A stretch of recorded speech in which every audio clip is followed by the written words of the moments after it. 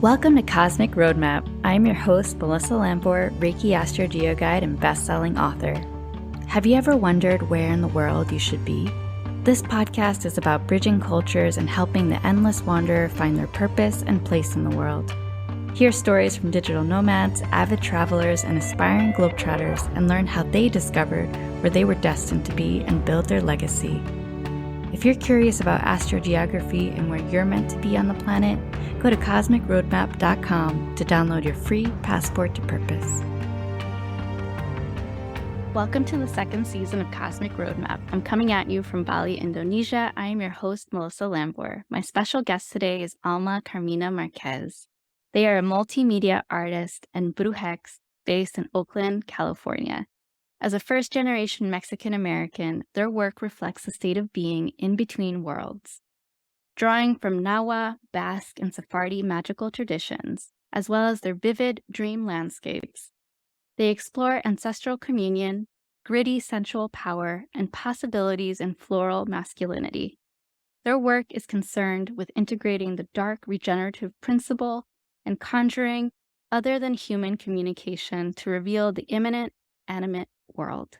Their creativity is influenced by Indigenous Mexican views on gestation and childbirth, and they work with herbs, bodywork, and astrology to guide people through life transitions.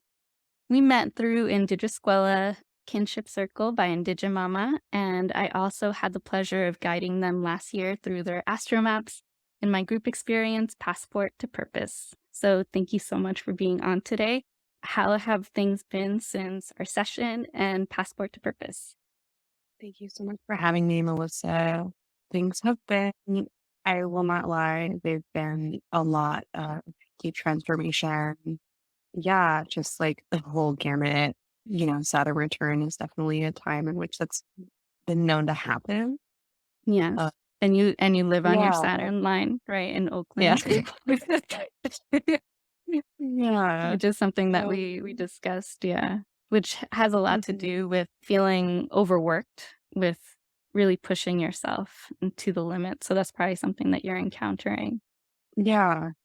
And I mean, I feel like I'm feeling a deep resonance with what you were saying with the Pluto line as well. And like Mhm. a lot of, I mean, I moved here by choice and I feel like there was something here. I remember moving to Oakland and making an intention to have it deeply transform me. And there's all of the shifts that I've been through have been at my own hand, I would say. And like, yeah, I feel like I've really been experiencing like the breadth between sort of the more intense and hard aspects of life. And at the very same time, like such incredible magic happening and such incredible holding by my community at like the time where it was most needed. Um, yeah, and I feel like that's still happening. I'm still kind of walking through the eye of this like particular needle and thinking in particular about, yeah, specifically how my artistic practice has been birthing me Mm. in the last year and a half or so. I feel that very strongly that it reflects all the lines going through the Bay Area for me. And you said something about like, we were just talking and like reviewing like what the lines were through the different places I was interested in. Like you mentioned the word butterfly, and Mhm. that's been coming up over and over again, like Yeah, metamorphosis, butterfly, like exactly. these kinds of words. Because of the Pluto energy, and I lived on my Pluto line for so long, and it felt like, it was constant, like, friend circles, lessons. It is this energy of transformation. So, and it has to do with your future and your career because it is Pluto MC, right? So Mhm. it makes sense that it's pointing towards the areas of your future. Yeah, I think with that, like there was like a call that I made for Mm. regeneration and rebirth to Tlazolteotl, who's like the Nahua entity, god goddess of birth and the bathhouse, like the sweat lodge. And she's some, he is dual gender. And yeah, like there's something about making an ask and really deeply resonating with her and like knowing about her and then feeling her come back around. She's known as the filth eater as well. She like eats all the excess. I like learned about her actually through Bucketsani, our mutual teacher, but she presides over weaving and she has spindle whorls in her hair, like the instruments that you use to create thread. Yeah, I started this whole project kind of bringing together the different lineages that I come from because I wasn't seeing anything that was like representative of who I was as a whole person. Like a lot of, yeah, a lot like most Mexicans, I would say, are pretty mixed culturally, Mm. and in their lineages. And I feel like there wasn't one specific lineage that I could just follow and have it encapsulate all of me. So I had to like pull from all these different lineages to like create this chrysalis for myself to be born through. And like that intention alone, like catalyzed a bunch of things in my life. Like it wasn't just like, oh, I'm creating an art piece. It just like my life became this like the materia of transformation. Yeah. And it turned into a couple films, some performances, and like this art object. And there are like multiple modes of presentation that came through. But mostly it was like me in my room spinning by candlelight and like specifically like spinning all of the thread that I would be using for the tapestry. And that in itself is like an initiatory practice. Like the three lineages I was mentioning in the bio, the Nahua, the Sephardic, and the Basque lineages all have traditions of spinning thread as like a part of their cosmology of how like how chaos is woven into like some sort of semblance of like life and like a sequential experience of life. A lot of my path has been like getting to know what the energy of life even is and actually like tapping into it as self initiation as a witch. Yeah. It's fascinating that you bring up traditional fabrics or traditional textiles because I feel like that almost weaves most cultures together, right? Most indigenous cultures. I'm here in Bali and I recently went to where they have Balinese like woven fabrics. And I'm like, this reminds me of my Guatemalan ancestors and their woven fabrics, the ones that they wear, with the huipiles and the skirts. So it almost brought this connection of, from Southeast Asia to Latin America. And it's just beautiful to see that symbol of thread, weaving everything together, right? Weaving your ancestry together. So Yeah. And I think it also like it really asked me to bring in like the strengths I've already accumulated. I feel like in the abstract, if I were to like go and like do, learn a craft, which, has its place to just like do it exactly as it's been presented, it would have been a very different path. But again and again, it was like, I started it during COVID. So again and again, I would like try to reach out and go places. And the process would just like land me right back where I started, which was learning on my own at home mhm. and learning from them, specifically from the material itself. There's this working hypothesis that I was kind of experimenting with, which was if it is that I'm learning this from a point of view of like ancestral reclamation, then all of the knowledge that I need to do what I'm doing is already in me. And just in the fact of like sitting down to do the practices, I started to get hints from them. I was spinning, three different fibers to represent the three different lineages. There was the wool for the Basque, the cotton for the Nahua, and the linen for the Sefardí. And when I was spinning the linen, it's a very unwieldy material, specifically because when you get like just the loose bits, it's kind of like very, very coarse hair. And so it just tangles on itself immediately if you're not careful. And there was this moment that happened where I heard the words like, it's all in the preparation. And they were like holding me and kind of holding space the way like one would when you're allowing a child to figure something out on their own, and like modeling patience for them is kind of the vibe I was getting. And there was like then this kind of like attention that was shifted into laying out all of the individual fibers kind of in a staggered way so that I could like kind of just pull from that when I was spinning instead of having to like pull everything together at once. So it's things like that that started to come up, and it was making my perception more and more subtle. And then over time, I noticed that as I was spinning, there was like a sense, like when I would stop for the night, there was a sensation of being wrung as if I was the thread being spun. And, this is all coming from the perspective of like, hitting a wall with my dance practice for a long time and being like, I don't know what my practice looks like. What I was trained to do as a contemporary dancer doesn't speak to me, and wanting to kind of initiate something that belonged to me and that I could return to again and again.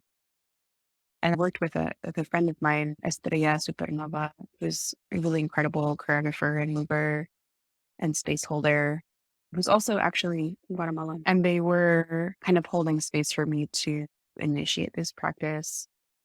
And a lot of that was like them watching me over Zoom during COVID, moving in my space in my studio apartment in Berkeley, and really just like exploring in this sort of psychic space through my physicality.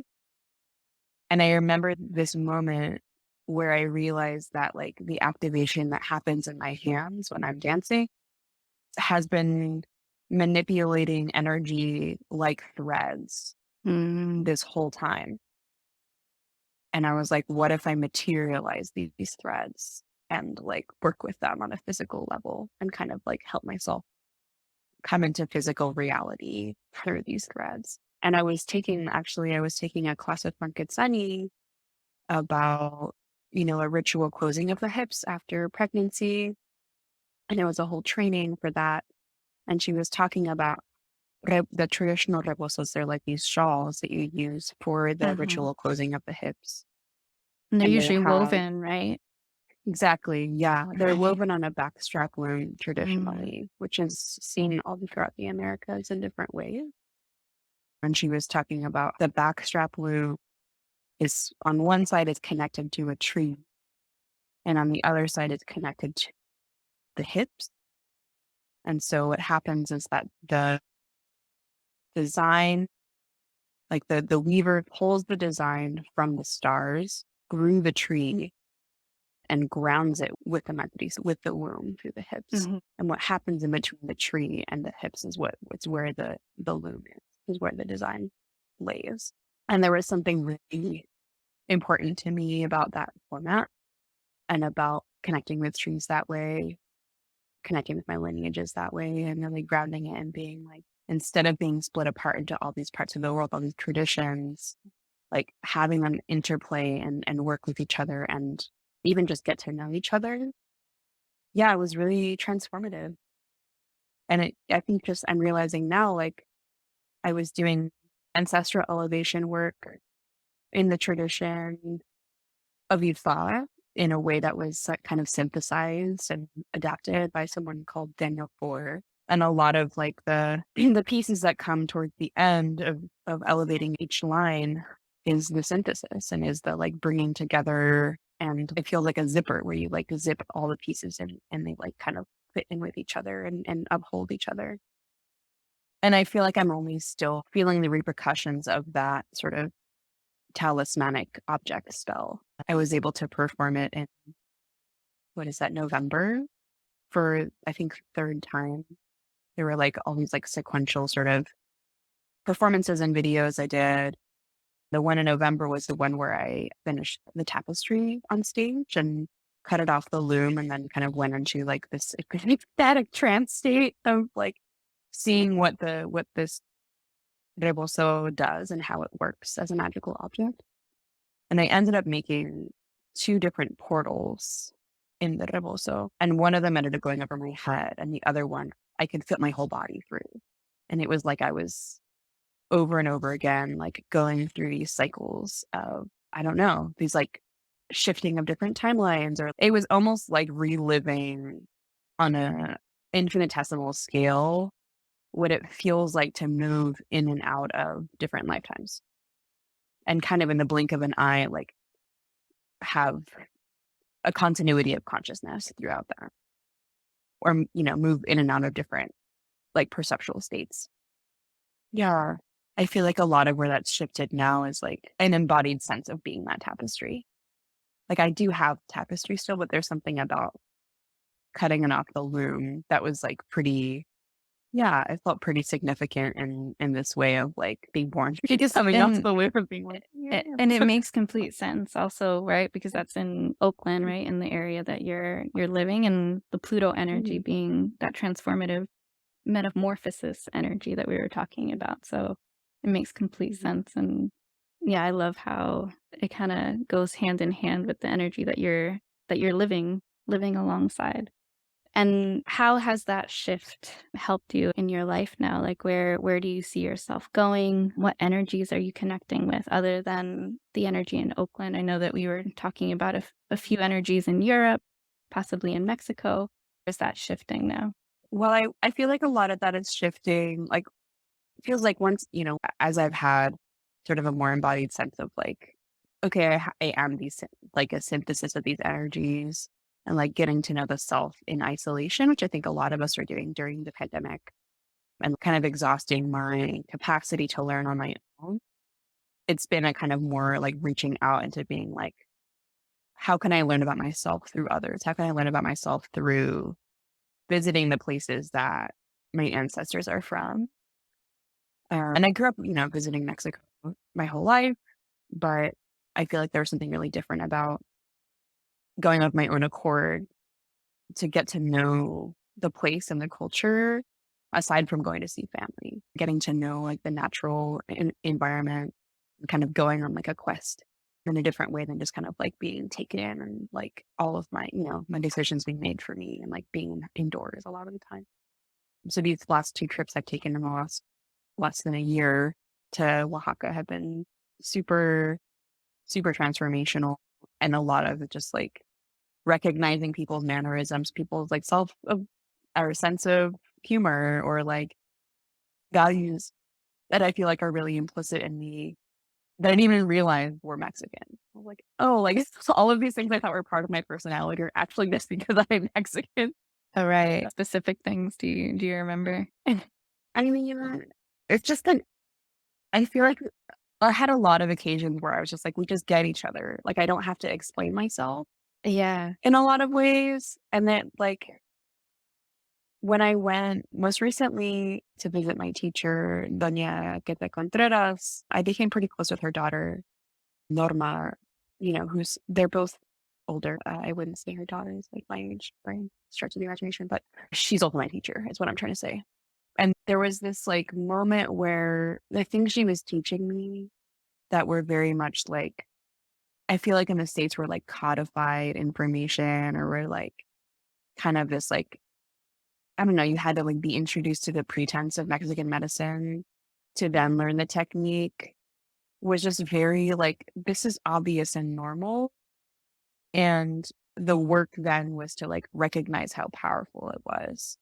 Mm. Like boiling some herbs, in these like the amount of like 4 different buckets and like pouring them over someone is really powerful. But it is what it is. Like, I don't know. I feel like Yeah. there was like a kind of a simplifying. Like you didn't have to go into the theory of everything. It's just do and you trust. Yeah. Yeah. And a lot of it was like receiving and experiencing, Mhm. because I've been doing this work for a lot of people for, over a year now. And I never received it in person because I studied online during COVID. I Right. never received it from a teacher. And just the kind of like, it was the medicine of like that healing is gentle. Like if things are too fast and too hard and too much at the same time, if trauma is too much too fast, then the healing has to be gentle, and the Mm. healing has to be like simple but and deep. and like the more I feel like I was like a lot more receptive to it because it was so gentle. And there was this interesting interplay between like spending an entire day doing like the limpia and the platica and the like sobada y baño and the ventosas like all in a row. And it's just like this beautiful, like gentle day where like nothing was like abrupt or like, Yeah. and like really going deep within. And then the next day I was offered to do a family constellation where I like faced my greatest fear, went through like a pretty profound trauma as a child that I didn't want to talk I didn't wanna ever see this person again who sexually abused Mm, me, but I needed to tell him certain things at the same time. And yeah. I was sitting here like, I don't know how that's gonna happen at the same time. Like, I don't know how I'm gonna be able to both, like, keep this specific boundary of never contacting him Mhm. or being seen and made vulnerable to him again, and also confronting him. And I feel like, yeah, that was I think you were talking about, like, this deep spirituality, like, I really understood like the power of prayer in the face of like insurmountable emotional intensity and transformation. Like there were these moments where like you could not know what to do or you could not know how to get through what we were going through except to pray. And then like the next step would just appear. And we all felt it at the same time. Right. And that was in the Oaxaca area when Yeah. when you were Yeah. down there? And when we Yeah. looked at your chart, yeah, you had the Neptune energy, which has to do Mhm. with spirituality, tapping into that. Also, Uranus energy, so a lot of downloads coming through. So, yeah, not knowing what to Yeah. do, right? So the downloads just coming down. And then the moon energy, which is that sense of home. So really, really connecting really easily. So it makes complete sense. And for people that don't understand Spanish, what is the Mhm. sobada and a few other things that you mentioned that you were doing there as well? Yeah. So the plática it's the word for a chat. The reason I'm saying these things in Spanish is because they mean very specific things. Yeah. Like to me, a chat is just like you can kind of run your mouth and talk about whatever, but a plática, It almost feels like it, a like modern day like women's circle, right? Like what people would think of, right? Or a community circle, right? yeah. And if I'm thinking one on one the way this one was, I would Mm, say it's a check in and to like really see okay. each other and be like, what's really going on with you? What's on your Right. heart? And then limpia, it means cleaning, right? But it's not Mhm. like with soap or something. It's Like an with egg. energetic cleansing, right? It's an Yeah. energetic cleansing. Yeah. Mm, And with flowers and with like rose or like rue and basil under my bare feet. It's like the plants have a very particular way of cleansing and the egg has a very particular way of absorbing. mhm. And then there's the baño, which is a bath, but it's like, like I said, like having herbs poured over you and you're like meditating, it's not, you're not checking out, you're checking in. Mhm. And then the ventosas or cupping. And that's the one, my great grandmother did ventosas for my great grandfather when he was ill. And I felt a connection with her while I was experiencing that. And the sobada, it's like a massage, but it's a very particular set of techniques that are indigenous to Mexico. Actually taking a Sobadas course with Sunny this summer in person because there is like the physical transmission of it is really important to me. And I'm ready for, the next level of that. Yeah. I think I didn't receive a cerrada that day, but then the third day I was able to learn and like learn by receiving how to do a cerrada. It's like a closing The closing of the where hips, you right? Or yeah, you energetically close the uh, person's body and like sort of their energetic aperture mhm. by closing all of their major joints in their bodies. The main one being the hips, but then you can kind of move it up or use more also as more of the shawls. And It's so not just shoulders and it's not just after birth, right? So this is any time.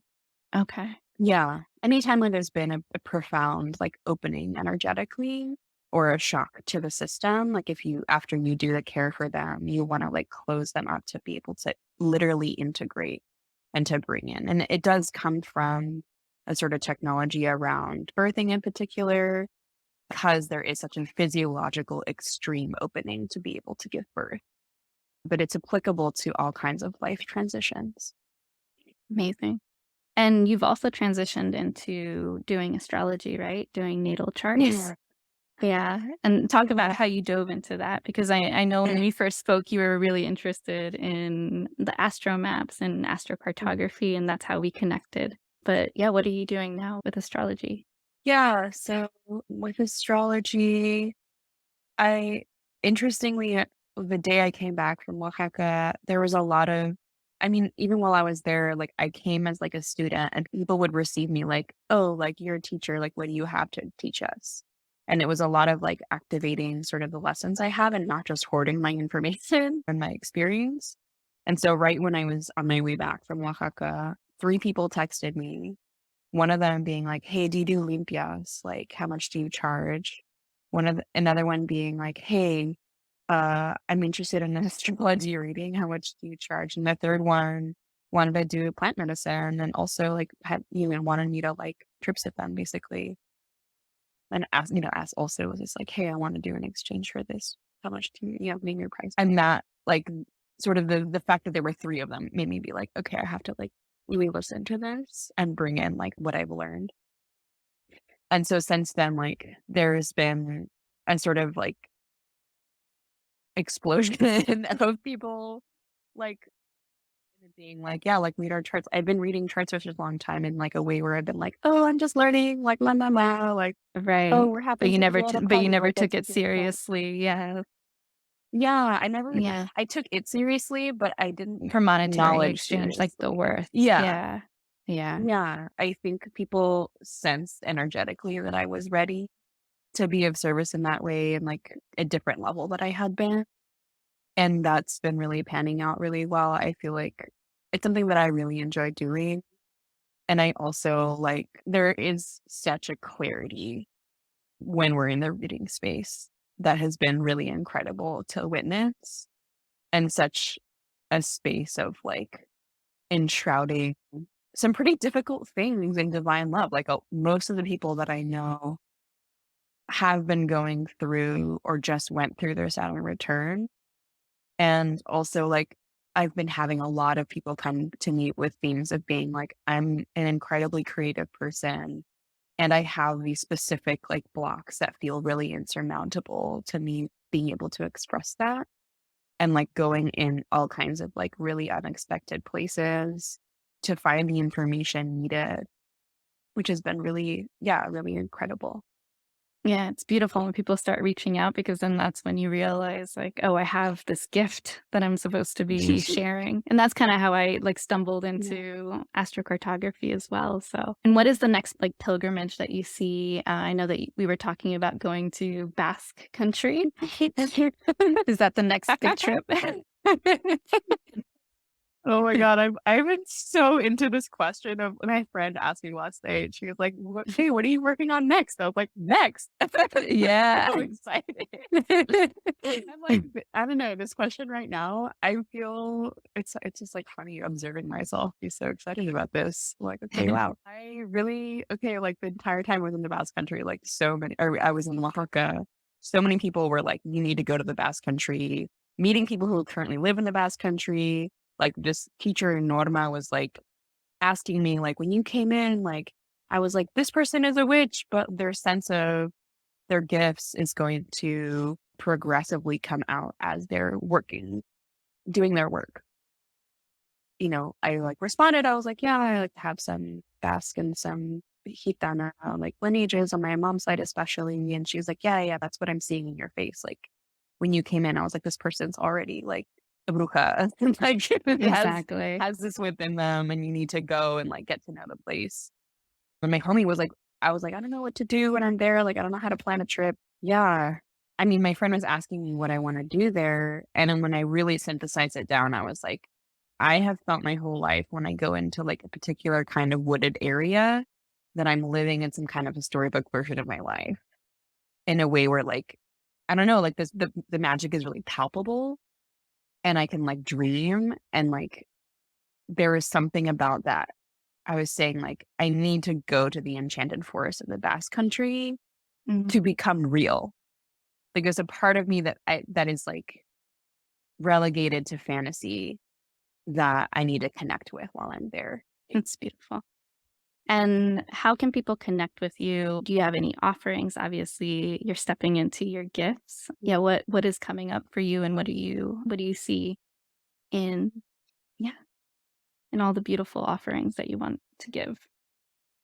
Yeah, I mean, as we were saying, I've been doing astrology readings. A lot of them have been online. So I'm available for that. My Instagram handle is at Nahua. It's spelled Nahualle, which is the French spelling of, most American concept of the Nahua.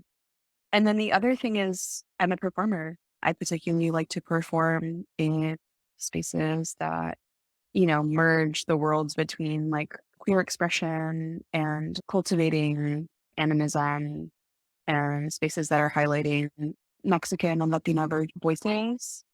I'm actually doing a performance this coming weekend on April 15th and 16th for Dirt Festival in San Francisco. If you're local there, yeah, come through.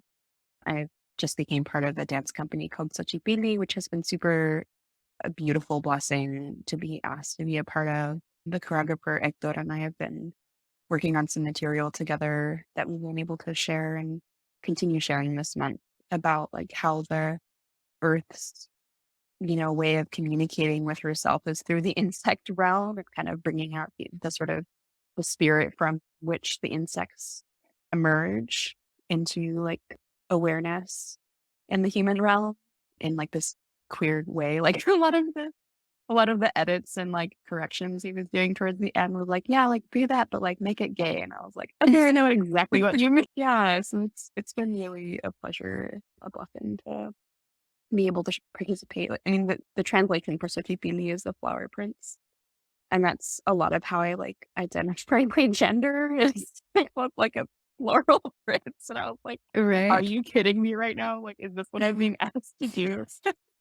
Or, Like you that's ask so and you cool. receive, right? Mhm, mhm. That's beautiful. So Yeah. yes, definitely follow Carmina. Their information is going to be in the show notes. And yeah, thank you for being on today. And remember, lineage goes beyond your ancestors. You're meant to connect to the cosmos so you may finally find your cosmic family. Until next time, thank you. Thank you for listening to Cosmic Roadmap. If you would like to book a session with me to explore your own cosmic roadmap and chart your next destination in business, love, and life, then head over to cosmicroadmap.com.